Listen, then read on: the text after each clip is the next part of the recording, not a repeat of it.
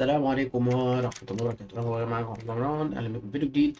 والفيديو المنتظر الخاص ب يعني البطولة اللي أنتم اخترتوها لأبطال الكرة، المود الجديد. أنتم اخترتوا نظام دوري، وطبعا حابب أنوه لكم إن نظام الدوري آخركم 20 فرق، ففي فرق كتير استبعدناها. يعني زي فريق العواصف، وحاولت على قد ما أقدر أستبعد الفرق اللي مش مهمة أوي. فريق العواصف، فريق بتاع ميدو مبولة، الحاجات دي طبعا ممنوعة كده، فبعتها فريق البنات. فريق المدربين ملوش لازمة. يعني حاولت على قد ما أقدر، وبرضه أضيف الفرق، يعني أهم الفرق اللي موجودة. زي ما حضراتكم شايفين، أول فريق معانا كويس إن أنا ضفته انزوما جابان في المنتخبات. الفريق معانا النسور. أنا بشجع فريق النسور، انزوما جابان عموما، بس هو مش هياخد الدوري. هو اتوقع له مثلا، يعني توقعاتي كده هيبقى في نص الدوري، في نص التصنيف. فاهم؟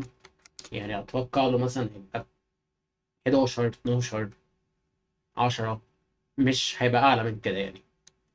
رايمون اتوقع هيبقى في مؤخرة الجدول، لانه ده فريق النسور الاول، طاقات مش اعلى حاجة.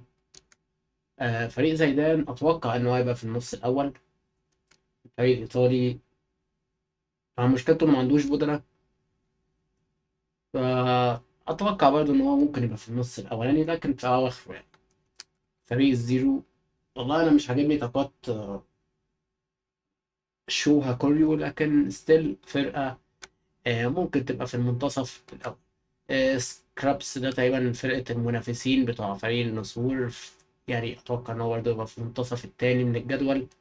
دراجونز ده تقريبا تبع كابتن ماجد، مش عارف عن فرقة. بصوا، فرقة كابتن ماجد أتوقع لها توب فور أساسا، توب فايف. أنا مش فاكر كده في كام فرقة مع بلو لوك. فريق البيان أنا ضفته آخر فرقة، لأن كنت لسه محتار ما بينهم وما بين ديستراكشرز، بس ضفته عشان موجود فهد وموجود أخو بشر، أخو عقاب. فبالاتنين دول احتمال ينافسوا على منتصف الجدول، لكن اتوقع ان هو برضه هيبقوا يعني بينافسوا مع النسور، اللي هو انزوما جاب. فريق النسور جو ده اتوقع له يبقى في المنتصف الاول. ده اتوقع من كابتن ماجد، فهيبقى من المركز الاول برضه.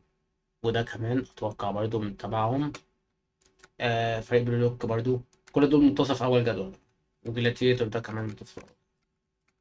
واحد بقى فريق دوري اسباني، واحد فريق دوري الماني، ما علينا. فريق بتاع منتخب العالم أتوقع هيبقى في المنتصف التاني من الجدول، أو في أواخر المنتصف الأول. ليتل جيجانت أنا مش فاكر طاقتهم عاملة إزاي، يعني بوجود تيسير أنا مش لو أنا مش عارف طاقته، بس أتوقع إن هما ممكن يبقوا قبل فريق النسور. يعني لو فريق النسور 10 دول يبقوا تاسع مثلا، لو فريق النسور 11 يبقوا دول 10، وهكذا. طبعا تشالنجر وجلاديتور دول تبع كابتن ماجد. آه فريق رايمون اللي هو بتاع ارس هيبقى هينافس على الهبوط. سيكوكو برضه هيمارس على الهبوط، هينافس على الهبوط. وفريق الغيلان انا مش فاكر طاقاته. هو يعني كان عامل زي الزيرو ولا هل، بس عارفه ان هو كان فرقه جايه معتقد زبرك. كان في فريق بروتيكال اوميجا بس ما ضفتوش، بس هضيفه مكان مين؟ فلو عندكم اي تعديلات على الفرق قولوا لي. اخر فريق زيريا برضه اتوقع هيبقى في منتصف الجدول التاني. يعني اوجري والزيفيا والكلام ده كله هيبقوا في منتصف.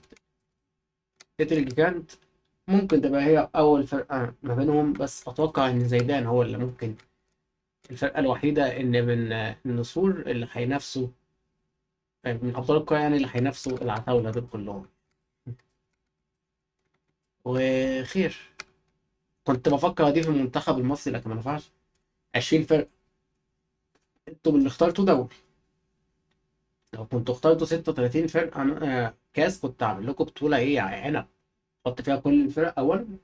نشوف بقى مثلا كنا ممكن نضيف فرق زي منتخب مصر، نضيف فرق زي النصر. ما اعرفش انتر ميامي موجود، ما اعتقدش انه موجود، بس ممكن نضيف منتخب الارجنتين مكانه. نضيف ريال مدريد، برشلونة، ليفربول، سيتي، باريس سان جيرمان. الفرق بقى ديت القوية، يونايتد. هنظبط الدنيا، خصوصا معمولة بالانتقالات الجديدة، يعني الراجل تعبان في الباتش جامد. لو عندكم أي تعديلات أو اقتراحات قولوا لي توقعاتكم لهذا الدوري. أنا أتوقع إن فريق مين، يا إما فريق بلو لوك يا إما فريق الدوري الأسباني من كابتن ماجد، عشان فيه تسوبازا وريفول وسانتانا وجامدة جدا على فكرة، هما اللي هينافسوا على الدوري. آه يعني التوب فور: فريق الدوري الأسباني بلو لوك، فريق الدوري الألماني، وفريق الدوري الإيطالي. وبعديهم فريق اللي هو المنافسين بتاع كابتن ماجد، اللي هو فيه مثلا فريق آسيا ماركو عويران والناس ديت. أعتقد برضه إن طاقتهم قوية يعني. طبعا كان في فريق بلو لوك اللي فيه ساي إيتوشي، لكن ما كانش عندي مكان ممكن اخده مكان، احطه اضيفه مكان ماركو عيران، لكن انا قلت اضيف فريق بتاع ماركو عيران عشان في لعيبه من السعوديه يعني. دول اللعيبه العرب الوحاد اللي موجودين يعني في البطوله ديت يعني. قولوا لي رايكم واقتراحاتكم، وخلينا نخش على نيكست نشوف الدوري منظره، ومين هيلعب مع مين. اول ماتش اوجري ضد فريق جلاديتور. معرفش جلاديتور. for games between user two controllers are required. معنى كده هنخلي واحد اتوقع الكيبورد، وهخلي واحد الجويستيك. انا مش فاكر كنت بعملها ازاي يا جماعه، انا كنت فاكر برضه ان كان عندي حوار مع الموضوع دوت. لو حد يعرف يفيدني، لان انا كنت بعمل البطوله تقريبا. والله انا ما فاكر كنت بعملها ازاي. تقريبا كنت بشيل الجويستيك ولا كنت بعمل ايه، انا مش فاكر الصراحه. لكن خلينا نشوف. بعد كده ريد الجيجانت وفريق جلاديتور تاني. ده ايه، جايبين لي متوشة جلاديتور كلها مع بعض في الاول ولا ايه؟ شكلها كده. لا انا متوشة جلاديتور كلها في الاول مع بعض، او انا مش فاهم الموضوع. الناس اللي بتلعب اي فوتبول تقول لي، لان انا بقالي كتير قوي ما لعبتهاش، وهحاول اشوف التشكيله طيب على الاقل. ده فريق جلاديتور، هو فريق الدوري الايطالي بقياده خوان دياز وسام. فرقه قويه جدا طبعا. اه ما عندهمش بودلة، لكن هم مش محتاجين بودلة، يعني اقل واحد فيهم 84 ولا 81، مش هتفرق 81. فقولوا لي رأيكم، واشوفكم في الفيديوهات القادمة. لو حد يعرف حل المشكلة ديت يقول لي، انا مش فاكر كنت حليتها ازاي، بقالي كتير ما لعبتش. والسلام عليكم.